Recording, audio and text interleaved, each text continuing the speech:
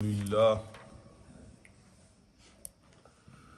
الحمد لله الذي أبدع الأفلاك والأرضين والصلاة والسلام على أشرف الأنبياء وسيد المرسلين وعلى آله وأصحابه كاملين أجمعين.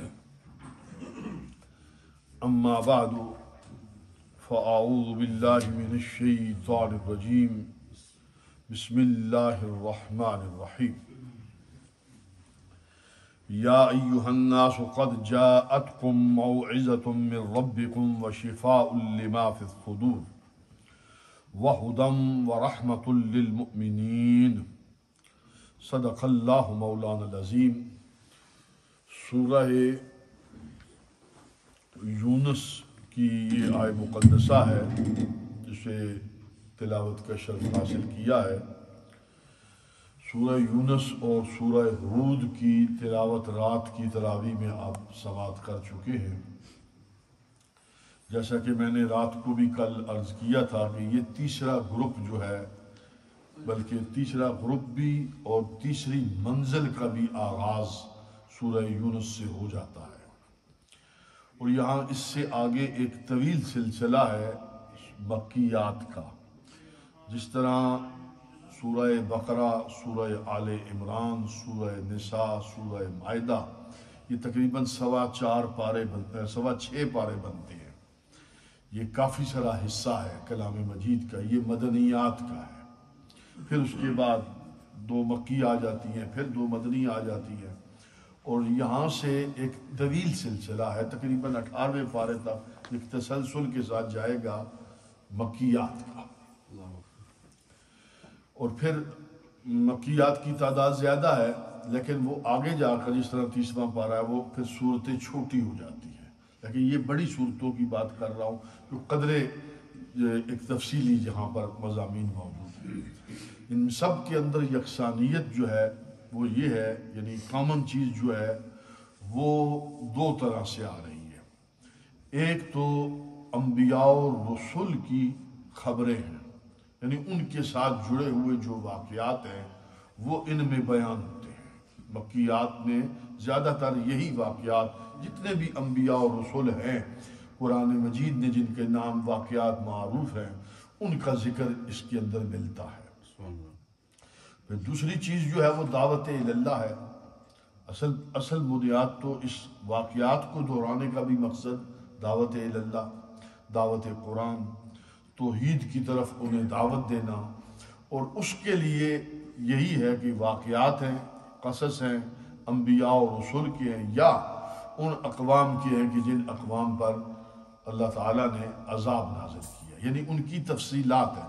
وہ قومیں بھی تو نبیوں سے ہی جڑی ہوئی ہیں نا، لیکن کہیں انبیاء کا تذکرہ، ان کے اوپر مظالم ہوئے، رسولوں کے اوپر بڑی عظیمت ہوئی تو اس کی تفصیلات نکل گئیں. کہیں قوموں کے اوپر جب اللہ تعالیٰ نے عذاب کا فیصلہ کر لیا تو پھر ان کی بدعمالیوں کا تذکرہ. ان ساری صورتوں کا، بالخصوص اگلی 7 صورتوں کا جو ہے نا، یہی عنوان، یہی مضمون چلتا رہے گا. کلام مجید کہ اللہ تعالیٰ نے خود ارشاد فرمایا کہ اے انسانوں، قد جاءتکم موعظۃ من ربکم وشفاء لما فی الصدور، کہ بے شک تمہارے پاس تمہارے رب کی طرف سے نصیحت اور بیماریوں کی شفا آ گئی ہے، یعنی سینوں کی شفا ہے. یعنی سینوں کے اندر جو امراض ہیں وہ ہم سب جانتے ہیں، قلبی امراض جن کا تعلق انسان کی سوچ اور فکر سے ہوتا ہے، جس پر ہم کل گفتگو تھوڑی بہت کی ہے کہ فکر کا پاک ہونا، سوچ کا پاک ہونا، نظریات کا پاک ہونا، ایک اللہ کی ذات کے ساتھ جو ہمارا تعلق، وہ نظریہ جو ہے اس کا پاک و صاف ہونا. دوسرا بندے کا بندے کے ساتھ جو تعلق ہے اس میں بھی سوچ انوالو ہے. ایک دوستی ہے، محلے داری ہے، یہاں ملازمت ہے. ایک عمومی طور پر انسان کا انسان کے ساتھ کیا ہونا چاہیے، خیالات پاک ہونا چاہیے، مرد ہے اور عورتیں ہیں۔ پھر یہ خراش جو ہے یہ بہت اہم ہے۔ یہ سب چیزوں کا تعلق ہمارے امراض قلبی کے ساتھ ہے۔ اگر یہ چیزیں صحیح نہیں ہیں تو اس کا مطلب ہے کہ ہمارے سینے پاک نہیں ہیں۔ ایک رشتوں میں، برادریوں میں، یعنی یہ حدیث میں آپ کو سنا چکا ہوں شب برات کے حوالے سے، جس کے سینے کے اندر کینہ ہے تو شب برات میں اللہ تعالیٰ، یعنی ان راتوں میں جو اس کی رحمت کے غلبے کی راتیں ہیں، جو اللہ تعالیٰ عمومی رحمت فرماتا ہے، تو جس کے سینے میں کینہ ہے اللہ تعالیٰ ان مقدس اور رحمتوں والی راتوں میں بھی اس پر کوئی نظر نہیں فرماتا۔ یہ کینہ اتنی بری شے ہے، ہم اسے لائٹ لے رہے ہیں کہ ٹھیک ہے نارمل لائف ہے، نہیں، یہ نارمل لائف نہیں ہے۔ وہ علیم بذات الصدور ہے، وہ ہمیں پاک صاف ستھرا، یہی اس کی ڈیمانڈ ہے، یہی نبیوں کے آنے کا مقصد ہے، یہی دین ہے، یہی اسلام ہے کہ ایک پاک صاف انسان اسے چاہیے۔ دیکھیے انتخاب کرنا ہے اس نے، یہ اربوں انسان دنیا میں آ چکے ہیں، اربوں نے ہو سکتا ہے آنا، تو ان میں سے سلیکشن ہے، سمجھ لیں، اعمال کی بنیاد پر، عقائد کی بنیاد پر کچھ لوگوں نے سلیکٹ ہو جانا ہے، کس کے لیے؟ جنت کے لیے۔ تو جنت ابدی نعمتیں ہیں، ابدی، ہمیشہ ہمیشہ کے لیے، ہم فیہا خالدون، اس کے لیے سلیکشن ہو رہی ہے۔ کسی کو آئی پی ایس کا یا وہ اس طرح کے جو ایگزام ہوتے ہیں اسے ضلع دیا جاتا ہے، ضلع کا والی بناتے ہیں اسے، ایک ڈسٹرکٹ کا، یہاں بھی ہوتا ہے اور پوری دنیا میں ہے۔ آپ کو اندازہ اسے کتنا پڑھنا پڑتا ہے، اس کو جو ایگزام دینا پڑتا ہے وہ اس دور میں نہیں، بلکہ مجھے وہ لفظ یاد آ رہا ہے قدرت اللہ شہاب صاحب کا، شہاب نامے میں انہوں نے لکھا تھا، تو یہ اس زمانے میں، یعنی غالباً 1920 کی بات ہے، 1920 کے ارد گرد کی بات ہے، تو پورے ہندوستان کے اندر اور پورے کشمیر کے اندر وہ لکھتا ہے کہ میں فلاں بندہ پہلا ہے، یا وہ خود اپنے جس نے یہ امتحان پاس کیا۔ تو آج کی تاریخ میں پوری دنیا میں یہ بڑا مشکل مرحلہ ہوتا ہے، اسے اتنا پڑھنا پڑتا ہے جسے آپ سوچ بھی نہیں سکتے، تو پھر جا کر ایک ڈسٹرکٹ دیا جاتا ہے، سمجھ میں آئی جی؟ تو یہاں ہے جنت دینی ہے، ہم فیہا خالدون، اور پھر ایسی جنت دینی ہے کہ ما تشتہی انفسکم، جو تم چاہو گے وہی ہوگا، تمہاری خواہش پر ہوگا، موت کوئی تم سے لے کر ذبح کر دیا جائے گا، دکھ نام کی شے ہی نہیں ہونی، دار الامن ہے، دار السلام ہے۔ تو ظاہری بات ہے پھر اس کے لیے بہت سارے ٹیسٹ ہیں، بہت سارے ٹیسٹ ہیں۔ کچھ جنت جو ہے پیروں نے سیل پہ لگا دی ہے، ان کو اچھا نذرانہ دے دیں تو وہ آپ کو آرام سے دے دیتے ہیں، کچھ ہمارے مولویوں نے بھی اس کو سیل پہ لگا دیا ہے۔ دعا اور خواہش یہی ہے کہ اللہ تعالیٰ بغیر حساب کے ہم سب کو عطا فرمائے، یہ دعا بھی ہے اور کیا خواہش بھی ہے، میری بھی ہے، آپ کی بھی ہے، کہ اللہ بلا بغیر حساب کے عطا فرما دے۔ یہ دعا بھی کریں اور خواہش بھی ضرور رکھیں، لیکن یہ ہے کہ ہو نا ایسا ہو تب تو مزہ ہے۔ شفاء لما فی الصدور، یہ ہے قرآن اس کا علاج۔ اب جب کہا قرآن اس کا علاج ہے، موعظۃ، علاج کیسے ہے؟ یہ قرآن کیسا علاج ہے؟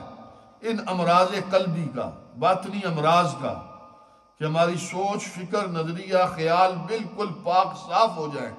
آپ نے میری باتیں سنی ہیں ابھی، جو ابھی میں نے کی ہیں، تو شاید ذہن میں خیال پیدا ہو جائے تو پھر تو یہ بندہ فرشتہ ہی نہ ہو جائے، جو ماں باپ کے ساتھ، بہن بھائیوں کے ساتھ، رشتہ داروں کے ساتھ، کنبے کے ساتھ، ہمسایوں کے ساتھ، ہر جگہ پر وہ بھی پازیٹیو ہے، وہ ہر جگہ اس کی سوچ، خیال، فکر پاک ہے، اور اس کے سینے میں کسی کے لیے کوئی کینہ نہیں ہے، بالکل سینہ صاف ستھرا ہے۔ قرآن یہی تو کہہ رہا ہے، یا ایھا الناس، اے انسانوں، قد جاءتکم موعظۃ، یہ جو سینے کی بیماری ہے اس کا علاج موعظۃ من ربکم اس قرآن میں ہے۔ کیسے ہے؟ تلاوت میں نہیں ہے، موعظۃ، اس سے نصیحت پکڑنے میں ہے۔ ہم نے نبیوں کے واقعات، رسولوں کے واقعات، انبیاء کی داستانیں، قوموں کی داستانیں تمہیں سنائی ہیں، کس لیے کہ ان سے نصیحت پکڑ لو۔ موعظت ہے یہ، نصیحت حاصل کر لو، یہ مقصد سنانے کا یہ تھا۔ حضرت سیدنا یونس علیہ السلام کا کلام مجید میں جو واقعہ آتا ہے، اس میں بہت بڑی ہمارے لیے نصیحت ہے۔ کیا؟ کہ اس سے دعا کی اہمیت کا پتہ چلتا ہے۔ یونس علیہ السلام کی جو واقعہ ہے، ان کی قوم کا، اس کی جو مین چیز ہے وہ ہے دعا۔ وہ شرک میں مبتلا ہے، نافرمانی میں مبتلا ہے۔ یونس علیہ السلام اللہ کے نبی ہیں، اور اِنَّکَ لَمِنَ الْمُرْسَلِينَ، وہ رسولوں میں سے ہیں، تو وہ بات نہیں مان رہے، اور بڑی کوشش ہوئی ہے، ایک مدت لگی ہے، نبی اپنا پورا وقت دیتا ہے، اور پورا وقت نبی نے خرچ کیا ہے، تمام ہیلے کیے ہیں، لیکن قوم نہیں مانتی، قوم ضد پر ہے، تکبر پہ ہے۔ جب نہیں مان رہی تو پھر انہوں نے ختمی بات کہی کہ اب یہی معاملہ ہے، کہ پھر انہوں نے کہا کہ اللہ کا عذاب تم پر آئے گا، بد دعائیہ کلمات کہے، اور انہیں صاف لفظوں میں کہہ دیا کہ تمہارے پاس اب عذاب الہی، بس تم انتظار کرو کہ اللہ کا عذاب تمہارے پاس آیا۔ اب جب یہ بات ہو گئی، اور یہ بات کہہ کر حضرت یونس علیہ السلام اس بستی سے آپ نکل گئے۔ یونس علیہ السلام کا بستی جو ہے وہ نینوا ہے۔ نینوا کا ایک کربلا کو بھی نینوا کہا جاتا ہے، کربلا معلیٰ کا اصل نام بھی نینوا ہے، لیکن میں نے اس پر تھوڑی سی گہرائی سے مطالعہ کیا ہے۔ نینوا کا لفظ موصل کے لیے بھی آیا ہے، اور موصل میں گیا ہوں، یہ کافی فاصلے پر ہے، اور نہیں، میں معذرت چاہتا ہوں، میں موصل نہیں، میں تو بصرے گیا تھا۔ موصل بالکل یہ شمال کی طرف جاتا ہے، موصل کا جغرافیے کا مجھے اندازہ ہے، لیکن موصل کے اندر بھی نینوا ہے، اور کربلا کو بھی نینوا کہا جاتا ہے۔ اس کے بہترین بات یہ کہی گئی ہے کہ جس طریقے سے ایک پورا صوبہ ہوتا ہے، جس طرح پنجاب ایک بہت بڑا صوبہ ہے، تو اس طرف سے بھی اسے پنجاب کہیں گے، تو ملتان کے علاقے سے بھی ہم اسے پنجاب ہی کہتے ہیں، تو اس لیے اس پورے خطے کو شاید کسی زمانے میں نینوا کہا جاتا رہا ہو، اس زمانے میں۔ بہرحال یہی علاقہ ہے، عراق کا یہ علاقہ کہلاتا ہے۔ بستی کو انہوں نے رات کو چھوڑ دیا۔ قوم میں کوئی مدبر آدمی موجود تھا، اس نے کہا کہ یہ اگر یونس نے بد دعا دی ہے، اگر یہ بستی کے اندر رات ہمارے ساتھ ہے تو پھر آرام سے سو جاؤ، پھر کچھ نہیں ہونے والا، لیکن اگر یونس ہم میں نہیں ہے تو پھر فکر کرو، پھر وہ اللہ کا نبی اور رسول ہو سکتا ہے۔ طریقہ یہی ہے کہ نبی اور رسول جب کوئی بددعا، رسول جب بددعا دیتا ہے اور عذاب کی خبر دے دیتا ہے تو پھر وہ خود اس بستی میں نہیں رہتا۔ تو انہوں نے کہا اچھا، تو رات ڈھونڈتے رہے یونس علیہ السلام کو، تو یونس علیہ السلام نہ ملے۔ یونس علیہ السلام جو ہے وہ بستی چھوڑ چکے تھے۔ قرآن مجید نے اس کی تفصیل بیان کی ہے، صاحب حود کہا ہے، ذُنُّون کہا ہے، اور یونس، تین، یونس ان کا نام ہے، ذُنُّون بھی کہا ہے، صاحب حود بھی کہا ہے، یعنی مچھلی والے۔ اب یہاں تلاش جاری ہے یونس علیہ السلام کی، اور یونس علیہ السلام کیا ہے کشتی پر سوار ہو کر جا چکے، وہاں جا چکے۔ ادھر تلاش کرتے کرتے جب انہیں پتہ چل گیا کہ یونس نہیں ہے، اور اس اتنی دیر میں صبح کے وقت جب صبح ہو رہی ہے اس وقت عذاب کے آثار نمودار ہونا شروع ہو گئے۔ انہیں آسمانوں پر سیاہ بدلیاں ادھر سے ادھر سے، یعنی آسمانوں میں ہلچل شروع ہو گئی، ایک خوفناک قسم کی دہشت پھیلنا شروع ہو گئی، سناٹا چھا گیا۔ اور یہ معاملہ جب شروع ہوا، اس طرف یہ معاملہ شروع ہے، اس طرف یہ ہے کہ حضرت یونس علیہ السلام کشتی پہ سوار ہے، اور کشتی جو ہے وہ ابھی بالکل بیچ دریا پہ پہنچی ہے، تو وہاں پر بھی لہریں اٹھ پڑی ہیں۔ سمندر جو ہے وہ جو دریا ہے اس کے اندر بھی جوش پیدا ہو چکا ہے۔ تو کشتی والوں نے کہا کہ لگتا ہے کہ ہمارے اندر کوئی ایسا شخص موجود ہے جو غلام ہے اور اپنے مالک سے بھاگا ہوا آیا ہے، مالک سے وہ بھاگ کر آیا ہے، اس کی نحوست کی وجہ سے معاذ اللہ یہ ہماری کشتی کو یہ مسئلہ پیدا ہو گیا ہے۔ جب یہ بات کہی تو حضرت یونس علیہ السلام فوراً کہنے لگے، وہ سمجھ گئے کہ یہ جو بات کہہ رہے ہیں، حضرت یونس نے کہا وہ غلام میں ہی ہوں، میں ہی اپنے مالک سے بھاگا ہوں۔ حضرت یونس علیہ السلام کو فوراً اس وقت یہ توجہ ہوئی کہ یہ جو میں نکلا ہوں بستی کو چھوڑ کر، اصولی طور پر مجھے بستی اس وقت چھوڑنی چاہیے تھی جب اللہ تعالیٰ کا مجھے حکم آ جاتا، اجازت آ جاتی، وحی آ جاتی، وحی کے بعد نکلنا چاہیے تھا۔ یہ تھا حضرت یونس علیہ السلام کا معاملہ۔ یہ ان کو خود توجہ ہو گئی کہ یہ مجھ سے معاملہ ہو گیا ہے کہ میں نے وحی کا انتظار نہ کیا، اللہ کا حکم و اجازت اذن کا میں نے نہیں انتظار کیا اور نکل کھڑا ہوا، تو اب یہ معاملہ میرے اوپر ہو گیا۔ انہوں نے کہا نہیں یار، یہ آپ تو بڑے بھلے آدمی لگتے ہیں، آپ کا چہرے مورے سے دیکھنے سے آپ ایسے نہیں ہو سکتے۔ انہوں نے کہا میں ہی ہوں۔ انہوں نے کہا نہیں، وہ کشتی والے کہے نہیں ہیں آپ نہیں، تو حضرت یونس کیا کہے میں ہی ہوں۔ کون؟ وہ جو اپنے مالک سے بھاگا ہوا۔ ان کے ذہنوں میں کچھ اور ہے، ان کے ذہنوں میں بات سمجھ رہے نا آپ۔ انہوں نے کہا جی پھر ہم ایسا کرتے ہیں، قرآ ڈالتے ہیں آپ کی، یہ پرانا طریقہ ہے، قرآ ڈالتے ہیں۔ تو قرآ ڈالا گیا، کلموں کے ذریعے 3 دفعہ قرآ ڈالا گیا کشتی کے اندر ہی، تو تینوں دفعہ حضرت یونس کا نام ہے۔ جب یہ معاملہ ہوا، اب یہاں پر 2 روایات ہیں، اغلب روایت یہی ہے کہ انہوں نے حضرت یونس علیہ السلام کو پکڑ کر اٹھا کر دریا میں پھینک دیا کہ ہم تو بچے نا، ہم بچے ہیں۔ پر ادھر انہوں نے دریا میں انہیں پھینکا، ادھر پروردگار عالم نے مچھلی کو حکم دیا کہ میری امانت ہے، میرا نبی ہے، اسے اپنے پیٹ میں سنبھال لے، یعنی کھانے کا حکم نہیں ہے، پیٹ میں رکھنے کا حکم ہے، لے لے اسے پیٹ میں۔ تو مچھلی نے اپنے پیٹ میں حضرت یونس علیہ السلام کو لے لیا۔ دوسری طرف کیا ہے معاملہ؟ دوسری طرف معاملہ یہ ہے کہ آسمانوں میں ہلچل ہو چکی ہے، خوف و ہراس پھیل چکا ہے، ایک دہشت ہو چکی ہے، اور قوم بھی ساری سمجھ چکی ہے، کیا امیر، کیا غریب، کیا مرد، کیا عورتیں، کیا بادشاہ، کیا رعایا، سب کے عقلوں میں یہ بات اب داخل ہو چکی ہے کہ یہ اللہ کے نبی تھے، اللہ کے رسول تھے، اور یہ جو بات کہہ رہے تھے وہ بالکل درست تھے۔ ہم نے ان کی تکذیب کی، ہم نے ان کی نافرمانی کی، اور اب عذاب آیا کہ آیا، ہم تو تہس نہس ہو جائیں گے۔ تو اس وقت ایک وبیلہ اٹھا، ایک شور اٹھا کہ نکلو سارے باہر اور اللہ کی بارگاہ میں توبہ کرو، اور اللہ کی بارگاہ میں دعا کرو، التجا کرو، مناجات کرو۔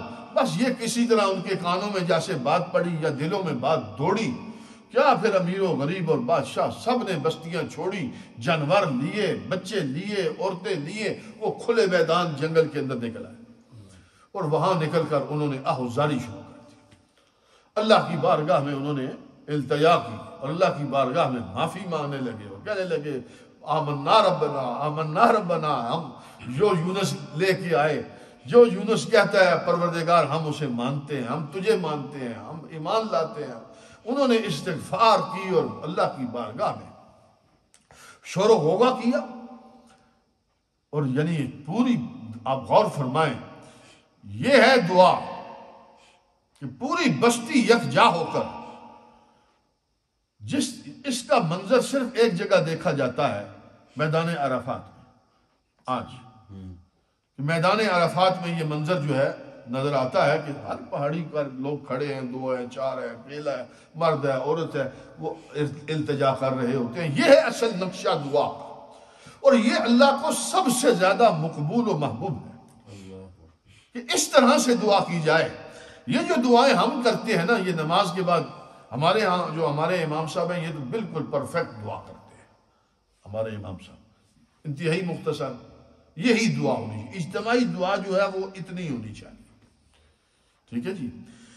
کچھ اب ہمارے ہاں ضروری بھی ہو گئی ہے، کچھ چیزیں کہی جاتی ہیں تو کچھ چیزوں کے ہم یعنی برطانیہ کے فیشن کے مطابق بھی ہمیں کچھ کرنا پڑتا ہے تاکہ لوگوں کی باتوں سے محفوظ ہو جائے، لوگوں کی باتوں سے محفوظ ہونے کے لیے کہ خواہ مخواہ ایسی چیز نہ پیدا ہو، تو کچھ چیزیں ہمیں کرنے میں کوئی حرج بھی نہیں ہے۔ لیکن میں کہہ رہا ہوں کہ جو اللہ کی بارگاہ میں محبوب ہے اور تیر بہدف ہے، اللہ تعالیٰ جل وعلا شان پروردگار عالم جسے پسند فرماتا ہے، وہ یہ دعا کا طریقہ ہے کہ اصول نہیں ہے کہ اس کا عذاب بالکل سر پہ آ جائے اور پورا ماحول عذاب کا کریٹ کر دیا جائے، اور پھر اس موقع پر عذاب جب آ جاتا ہے تو پھر واپس نہیں پلٹتا۔ فیصلہ ہو گیا ہے کہ اس قوم کو، اب اس بستی کو ختم کرنا ہے، لیکن ہوا کیا کہ اس قوم نے، اس سب نے مل کر اللہ کی بارگاہ میں آہوزاری کی اور روئے، اور بالکل صدق کے دل سے روئے، اخلاص سے روئے۔ وہ تسلیم کر چکے تھے کہ یہ بالکل درست ہے، اللہ کا نبی ہے، ہمیں سمجھنے میں غلطی ہو گئی ہے، یہ اس بات کو وہ ہمیں سمجھنے میں غلطی ہو گئی۔ ان کے بادشاہ بھی، امیر بھی، غریب سب بالکل یعنی کہیں کہ پوری بستی نینوا کا اس پر اجماع ہو گیا کہ ہم مجرم ہیں، اس پر اجماع ہو گیا کہ ہم مجرم ہیں، اور اے اللہ تو ہمیں معاف کر، یہ تیرا نبی تھا، تیرا رسول تھا، ہم اس کی نافرمانی کر گئے۔ اب یہاں معاملہ یہ ہو گیا، ادھر اللہ کے نبی جو ہیں وہ مچھلی کے پیٹ میں ہیں، وہ اپنی جگہ پر انہوں نے کیا کہا، جب مچھلی کے پیٹ میں پہنچ رہے ہیں، وہاں پر جا کر انہیں خیال جب آ گیا، ساری باتیں توجہات آ گئی، قرآن نے اس کو بیان کیا ہے، سورہ انبیاء کے اندر آتا ہے، سورہ یونس کے اندر آتا ہے، 3 مقامات اور ہیں، اور بڑی تفصیل سے یہ سارا ذکر ہے۔ میں انہی چیزوں کو لے رہا ہوں، روایات کو نہیں لے رہا ہوں، جتنی روایات ہیں نا میں انہیں چھوڑ رہا ہوں اور صرف قرآنی مفہوم آپ کے سامنے رکھ رہا ہوں۔ اس میں بہت ساری روایات سے بے شمار صفحے کالے کیے گئے ہیں، ان کو ترک کرتے ہوئے میں قرآن کی صرف لے رہا ہوں کہ اب وہاں جب وہ پہنچے حضرت یونس اس معاملے میں، تو ان کو اب ساری باتیں ذہن میں آئیں، کس پر فوکس کیا؟ بہرحال انہوں نے اس پر نتیجہ نکل آیا کہ اللہ کی اجازت کے بغیر مجھے وہاں سے بستی سے نکلنا نہیں چاہیے، اس پر ان کا معاملہ ہو گیا۔ اب انہوں نے کیا کیا؟ شرمندگی ہوئی، اللہ کی بارگاہ میں پھر وہ عرض کرتے لا الہ الا انت سبحانک انی کنت من الظالمین۔ ان کی اس دعا کی تعریف حضور علیہ السلام نے خود فرمائی، ان کو حضور علیہ السلام نے اپنا بھائی کہا ہے، حضرت یونس علیہ السلام کو۔ اور طائف کے بازار میں وہ جس شخص نے حضور علیہ السلام کو انگور کا گچھا پیش کیا تھا، تو سرکار بیٹھے ہوئے تھے، تو آپ نے اس سے اس کا نام پوچھا، اس نے نام، آپ نے کہا کہاں سے ہے؟ اس نے کہا میں نینوا سے ہوں۔ آپ نے فرمایا میرے بھائی یونس کی نزدیک ہے۔ اور حضور نے یہ فرمایا حضرت یونس علیہ السلام کے حوالے سے کہ یونس نے اپنے رب کو مچھلی کے پیٹ میں اس طرح سے یاد کیا ہے۔ اگلے جملے جو ہیں میں ادا نہیں کرتا، اب ذرا توجہ دیں اس پر کہ انبیاء کا معاملہ ہوتا کیا ہے۔ اب بظاہر آپ کہیں گے کہ یہ تو بڑی معمولی بات ہے، بغیر اجازت کے آگے، بغیر اجازت کے آنا اور وحی کا انتظار نہ کرنا، بالکل یہ معمولی ہی بات بنتی ہے۔ اللہ کا نبی ہے، اللہ کا رسول ہے، لیکن معاملہ یہ ہے کہ جن کے رتبے بلند ہوتے ہیں، عام لوگوں کے ساتھ جو معاملہ ہوتا ہے ان کے ساتھ معاملہ مختلف ہو جاتا ہے۔ یہ نبی ہے، ان کی یہ بات بھی قابل گرفت ہوتی ہے اللہ کی بارگاہ میں۔ اب گرفت تو ہو گئی، یہ کتنا بڑا معاملہ ہو گیا کہ مچھلی کے پیٹ میں جا چکے ہیں۔ تکلیف میں تو مبتلا ہو گئے، لیکن ساتھ ہی اللہ تعالیٰ نے کہا کہ یہ واقعہ پڑھنا ہے، اور یہ دیکھ کر یہ نہیں سوچنا کہ یہ اللہ نے نبی کو پکڑ لیا ہے، گرفت کر لیا ہے تو ایسا معاملہ ہے۔ کہا جو یونس ہے یہ نکل من المرسلین، یہ رسولوں میں سے ہے، یہ صالحین میں سے ہے، یعنی اس کا مطلب یہ نہیں ہے کہ اس کا کوئی مقام اور اس کا کوئی رتبہ، اس کا کوئی مرتبہ ہماری بارگاہ سے کم ہو گیا ہے، نہیں، کوئی مرتبہ اور رتبہ کم نہیں ہوا، ان کو بھی ہم نے ایک آزمائش میں ڈال دیا، وہ ایک آزمائش میں تھے، ٹھیک ہے۔ اب وہ اس آزمائش میں تھے، اور قوم جو ہے اس نے اللہ کی بارگاہ میں دعائیں کر کر کے، التجائیں کر کر کے رب کو منا لیا، اور عذاب پیچھے ہٹ گیا، عذاب ہٹ گیا۔ اب اس سے کیا نتیجہ نکلا ہے؟ نتیجہ یہ نکلا ہے کہ وہ بے نیاز ہے، اللہ بے نیاز ہے، گرفت کرنے پہ آئے تو پیغمبر کی، نبی کی، اسے آزمائش میں ڈال دے، بخشنے پہ آئے تو، معاف کرنے پہ آئے تو پوری قوم جس کے سروں پر عذاب لا کر کھڑا کیا واپس کر دیا۔ بات سمجھ میں آ گئی ہے نا؟ اب اس کے اندر حاصل کلام یہ نکلا ہے کہ نبی نے کیا کیا اور قوم نے کیا کیا۔ نبی نے بھی دعا کی، قوم نے بھی دعا کی۔ نبی بھی یہی کہتا ہے لا الہ الا انت سبحانک انی کنت، قوم بھی دعائیں مانگ رہے۔ ہمیں اس ساری عبادات یعبدون اور یدعون، پکارنا بھی عبادت ہے، نماز بھی عبادت ہے، اور دعا بھی عبادت ہے۔ اللہ کی بارگاہ میں کثرت کے ساتھ دعائیں کریں، التجائیں کریں، اور تنہائی میں کریں، اور بلند آواز سے کریں، یعنی اس کا ماحول کریٹ بنائیں، گھروں کے اندر ایک ماحول بنائیں کہ اللہ کی بارگاہ میں آہستہ آواز سے کر لیں۔ کوئی یہ ضروری نہیں ہے کہ ماحول بنانے کا ماحول دوسروں کو متوجہ کرنا مقصود نہ ہو، ریا کا پہلو اس میں نہ ہو، ریا سے بچتے ہوئے۔ ہمارے پاکستان میں ایک پیر صاحب ہیں، تو وہ دعا کے اندر وہ بڑی ڈرامہ بازی کرتے ہیں، اور اکثر پیر ڈرامہ کرتے ہیں، یہ میں آپ کو صحیح بتا رہا ہوں، اللہ تعالیٰ ان کے شر سے بچائے۔ تو وہ ایک دفعہ ان کا کلپ موجود ہے، وہ بڑا مجمع ہے، اس میں لوگوں کو کہہ رہے ہیں کہ سب اپنی اپنی ایک مراد جو ہے نا وہ ذہن میں رکھ لیں، ایک ایک مراد، آج کی اس دعا کے اندر سب کی ایک ایک مراد پوری ہو جائے گی۔ یہ کفریہ جملہ ہے ان کا، اور وہاں بڑے بڑے علماء بیٹھے، مجھے آج بھی یاد ہے وہ علماء جو بیٹھے تھے، وہ باہر فارغ ہوئے تو سب نے ایک دوسرے سے مزاحاً پوچھا تم نے کون سی کی ہے، تم نے کون سی کی ہے۔ بات سمجھ میں آئی ہے؟ وہ اللہ جل جلالہ ہے، وہ مالک ارض و سما ہے، رب السماوات والارض۔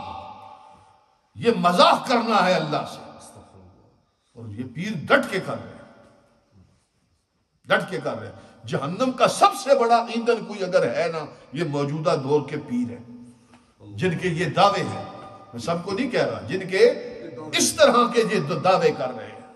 نبیوں نے نہیں کیے بھائی، رسولوں نے یہ دعوے نہیں کیے۔ آپ نبیوں کی زندگیاں اٹھا کر دیکھ لیں، ایک ایک نبی کی زندگی موجود ہے، کسی نبی رسول نے یہ دعوے نہیں کیے۔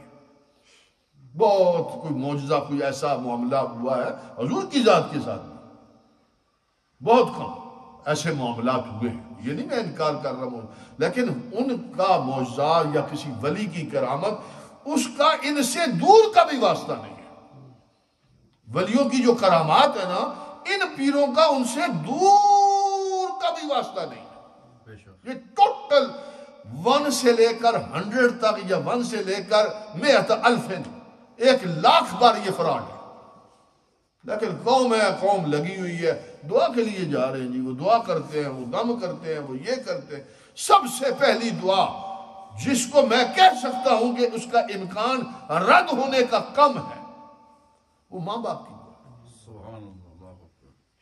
ماں باپ جیسے ہیں لے دعا ان سے، اور ماں باپ کو بھی چاہیے کہ اپنی اولاد کے لیے کثرت سے دعا کریں، منہ سے بولیں اور ان کے لیے دعائیں دیں، ہر روز دیں، اور میں اپنا آپ کو بتاؤں، میں ہر روز کثرت سے کے ساتھ اپنی اولاد کو دعائیں دیتا ہوں، میں صاف کہہ رہا ہوں، میں کثرت کے ساتھ وجہ بے وجہ بھی دعائیں دیتا رہتا ہوں، اپنی اولاد کو دعائیں دیتا ہوں۔ آپ اپنی اولادوں کے لیے خود دعائیں کریں، بار بار کریں، تنہائی میں کریں، نماز میں کریں، ہر جگہ کریں، تو انشاءاللہ یہ ستے ہی خیر ہے۔ کسی ایسے فراڈیے کے پاس جانے کی ضرورت ہی پیش نہیں آئے گی آپ کو۔ خود دعا کریں، اپنے لیے کریں، اللہ کی بارگاہ سے ایک رابطہ عبد کا اور مالک کا، یہ تعلق دعا کے ساتھ ہے۔ میں اس پر کئی نوجوانوں کو یہ کہہ چکا ہوں، وہ مصیبتوں میں نے کہا سمپل علاج ہے، اللہ کی بارگاہ میں جھک جاؤ، سر بسجود ہو جاؤ، رب سے خود بات کرو، مسئلہ تمہارا حل ہو جائے گا۔ میرے پاس قرآن مجید ایسے معاملات جو ممکن نہیں نظر آ رہے تھے، اسباب تلاش کر لیے گئے اور دوڑ لگ گئی، اسباب ختم ہو گئے، تو میں یہ قرآن ہاتھ پہ رکھ کے بات کہنے لگا، یہی کہا کہ اللہ کی بارگاہ میں جھک جاؤ، اور ابھی جھک جاؤ، کل کی بات نہیں ہے، ابھی اسی وقت جھک جاؤ۔ خدا کی قسم میں قرآن پہ ہاتھ رکھ کے کہتا ہوں، اللہ تعالیٰ نے اس کو معاملہ حل کر دیا۔ اس کے اندر نہ میں ہوں، کوئی بھی نہیں، وہ ڈائریکٹ ہے اللہ کے ساتھ بھائی۔ بات سمجھ میں آئی ہے؟ یہی میں سب کو کہہ رہا ہوں، ان سارے آج کی جو آیت پڑھی ہے اس کا مطلب پھر سمجھ لیجئے، یا ایھا الناس قد جاءتکم موعظۃ من ربکم وشفاء لما فی الصدور وہدی ورحمۃ للمؤمنین۔ ہدایت بھی اس میں ہے، رحمت بھی اس میں ہے، شفا بھی اس میں ہے، پر کیسے؟ موعظۃ، نصیحت پکڑو نصیحت پکڑو گے تو شفا بھی ملے گی، رحمت بھی ملے گی، ہدایت بھی ملے گی۔ جس کو یہ تین چیزیں مل گئی ہیں تو جنت اس کی پکی ہے، بات ختم ہوگی۔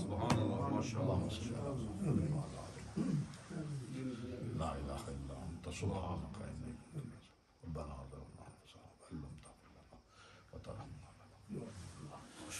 الظالمین۔